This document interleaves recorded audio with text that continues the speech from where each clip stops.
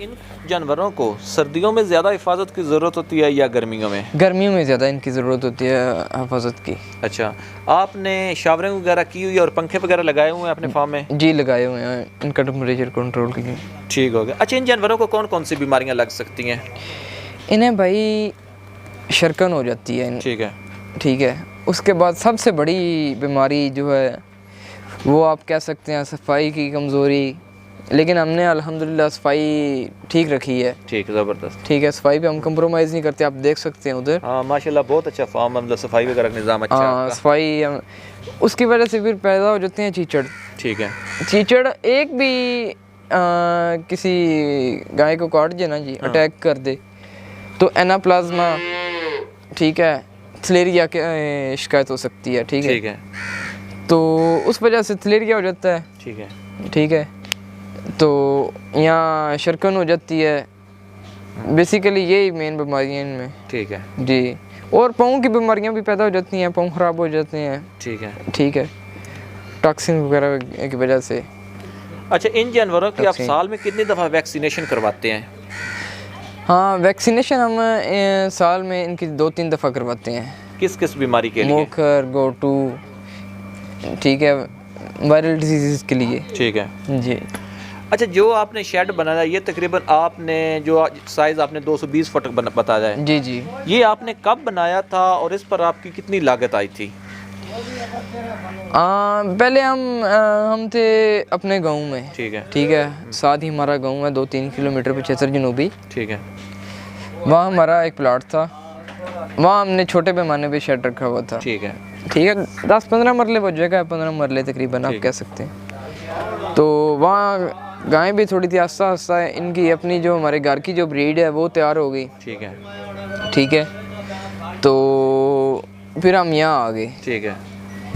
तो इस पे हमारी तकरीबन लागत जो है 20-25 लाख। हमने सिंपल सा बनाया है, ज़्यादा नहीं, हमने सिंपल सा है, ऊपर काने वगैरह या टी आयरन वगैरह डाले हैं। ठीक है। 20-25 लाख हमारी जो है ना वो लागत है। ठीक है। इससे कमी पेशी हो सकती है, ऊपर नीचे हमने कौन सा फिर लिखे हैं। सही है जी। अच्छा, ये बताएं, अगर कोई बंदा जी जी, नया काम शुरू करना चाहता है, हाँ तो जी, आप उसे क्या मशवरा देंगे? मैं तो कहूँगा कि अगर वो इस पे ध्यान करे, कोई भी बिजनेस है, अगर आप ध्यान नहीं करेंगे तो उससे आपको प्रॉफिट नहीं होगा। ठीक है। अगर वो ध्यान करे तो इससे बेहतर और कोई काम नहीं है। अच्छा। क्योंकि इसकी लाइव इनकम है। ठीक है। डेली की। ठीक है। आप सुबह और शाम दूध दें। ठीक है, एक तो दूध की कमी पूरी होगी। ठीक है। हमारे मुल्क में सबसे बड़ा प्रॉब्लम यह है कि दूध की बहुत ज़्यादा कमी है, जिसकी वजह से लोग मसनूई दूध पैदा कर रहे हैं। बिल्कुल। दाव, फ्रेब ये लोग लगाते हैं। हाँ। ठीक है, आपको पता है कि मुख्तलिफ इलाकों से ये पाउडर का दूध, डिटर्जेंट्स वगैरह, बिल्कुल, कुकिंग ऑयल से पता नहीं क्या क्या ये करते हैं। ऐसी बात है। तो ये दाव फ्रेब की वजह से दूध की कमी को पूरा कर रहे हैं। इससे अच्छा और कोई काम नहीं है। अच्छा, आपको नहीं लगता कि जब दूध की पैदावार ज़्यादा हो जाएगी तो इसका रेट कम हो जाएगा? नहीं, इसका रेट नहीं कम होगा। अच्छा जी, अगर दूध खालिश हो ना, ठीक है, अगर इसकी ज़्यादा पैदावार हो जाए, अगर और साथ ही हुकूमत उनको कंट्रोल करेगी, ठीक है, जो लोग ये मसनूई दूध पैदा कर रहे हैं 2 नंबर तरीके से, ठीक है, अगर उनको कंट्रोल करेगी गवर्नमेंट, तो इसका रेट नहीं कम होगा। वैसे अभी तक इसका रेट कम हमें मिल रहा है। सही जी, हमें हमारा दूध लगता है 70 रुपये पर लीटर। ठीक है, ठीक है, नेस्ले को भी देते हैं। ठीक है, तो हमारे यहाँ से ये लोग उठा के ले जाते हैं, दूधी वगैरह। ठीक है, जी, दूध का रेट बहुत कम है। ठीक है, 70 रुपये भी इसका रेट कम है। इसका रेट कम से कम 110-120 रुपये लीटर हो, तब जाके सही मज़ा आता है। अच्छा, आप गवर्नमेंट पॉलिसी, प्रॉफिटेबल रेट ये है कि 110-120 रुपये लीटर। जी, अच्छा, आप गवर्नमेंट पॉलिसीज़ की बात कर रहे हैं जी, तो डेयरी फार्मिंग के काम में गवर्नमेंट क्या सपोर्ट कर रही है? अभी तक गवर्नमेंट ने हमें कोई सपोर्ट नहीं किया, कोई सब्सिडी नहीं दी। ठीक है, जी, मैं हकीकत बयान करूँगा, ऐसी बात है। कोई सब्सिडी नहीं दी, कोई सहूलत नहीं कि आप सोलर सिस्टम लगाएं, बिजली की कंजप्शन को कम करें, या वनडे पे कोई सैलेज पे कोई चीज़ हमें कोई भी सब्सिडी नहीं दी। ठीक है। अच्छा, इन जानवरों को पालने के लिए आपके पास अपनी ज़ाती ज़मीन कितनी है? इन जानवरों को बेसिकली भाई हम तो इनके लिए मक्की जो है ना वो हम खरीद लेते हैं। ठीक है, ये आ जाते हैं फार्म पे, वो तोड़ ट्राले लेके आ जाते हैं। ठीक है जी। तो वैसे हमारे पास इनके लिए अपने फार्मिंग के लिए 50 एकड़ रकबा है। ठीक है जी। तो आप इसका मतलब अपनी ज़मीन से सिर्फ इनको सब्ज़ चारा ही देते हैं? हाँ, अपनी ज़मीन से सिर्फ जो आपने 20% जी, उसमें से भी बाग है भाईजान। ठीक है जी, बाग है 20-25 एकड़ बाग है हमारा, ठीक है किन्नू सिट्रस का। ठीक है। तो इनके हमने वो सब्ज़ चारा के लिए हमने तकरीबन 25-30 एकड़ जो है ज़मीन रखी है। सही। जी। अच्छा सिकंदर साहब, आप इस काम का मुस्तकबिल क्या देख रहे हैं? मैं तो समझता हूँ इसका मुस्तकबिल जो फ्यूचर है वो ब्राइट नज़र आ रहा है हमें इंशाल्लाह। ठीक है। क्योंकि हमारे घर की जो ब्रीड तैयार होगी ना, क्रॉस हमारी गायें हैं, बुल हमारे पास अच्छा है, वो आप इम्पोर्टेड कह सकते हैं या उसकी तरह का कह सकते हैं। ठीक है। तो जो हमारे घर की ब्रीड तैयार हो रही है अल्हम्दुलिल्लाह बहुत अच्छा रिजल्ट हमें मिल रहा है। ज़बरदस्त। जी, 25 लीटर से 25 प्लस उनकी एवरेज है। अच्छा जी, जो घर की तैयार हो रही हैं, अगर बीमारी से बची रहे तो। अच्छा, कोई ऐसा बंदा जो क्विक अर्निंग करना चाहता हो जी, या मंथली बेस पर इसकी अर्निंग लेना चाहता हो, मतलब वो यही का चाहता हो अभी मैंने स्टार्ट किया 2-4 महीने बाद मुझे अर्निंग आना शुरू हो जाए, जी, तो वो क्या बंदा इस काम में आ सकता है वो बंदा?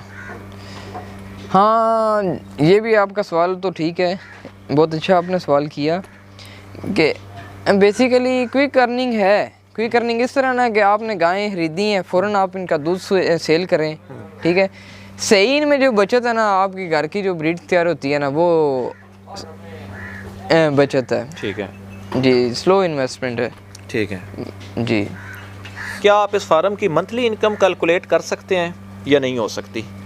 मंथली इनकम हम कैलकुलेट कर सकते हैं, क्यों नहीं कर सकते। ठीक है। बिजनेस पॉइंट ऑफ व्यू पे आप काम कर रहे हैं। हाँ। जी। तो कोई भी आप बिज़नेस करते हैं, अगर कोई भी काम अगर आप बिज़नेस समझ के करें तो उसमें आप सक्सेसफुल हैं। ठीक है। बिज़नेस समझ के ना करें तो आप सक्सेसफुल नहीं है मेरे ख्याल में। ठीक है। अच्छा, आप अपने फार्म के एक रफ एस्टिमेट में बता सकते हैं कि आपको मंथली इनकम कितनी आ रही है, या एनुअल बेस पर आप बता सकते हैं? 6 से 7 लाख हमारी जो है ना मंथली है। 6 से 7 लाख। जी, माशाल्लाह। जी।